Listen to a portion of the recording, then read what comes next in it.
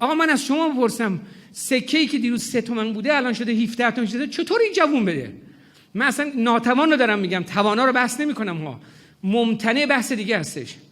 اما کسی که چطور 17 تومن، ما خودمون تو قوه قضاییه چقدر به افراد حقوق میدیم جناب آقای فروزان؟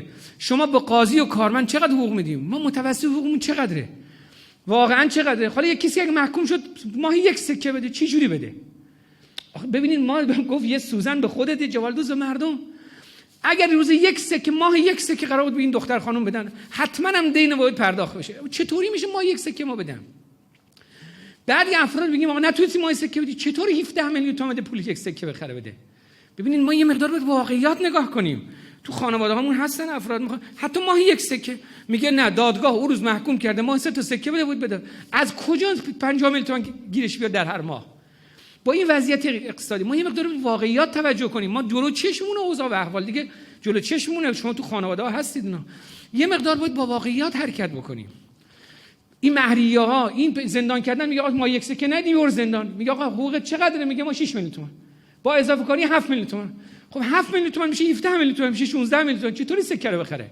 طبیعتا ما باید تعدیل کنیم، بگیم آقا نصف سکه، بگیم 1/4 سکه، بگیم ربع سکه.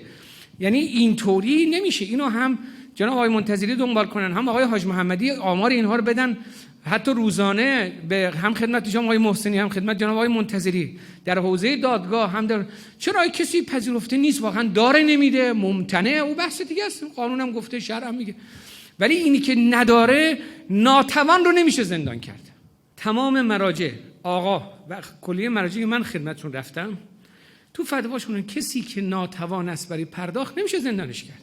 همین آمار بگیریم الان زندان افرادی که ناتوانن چند دسته تو زندانن. اینو من خدمت آقای جوادی گفتم، آقای جوادی گفت این اجماع تمام علماست بدون استثنا، ناتوان رو نمیشه زیرش کرد.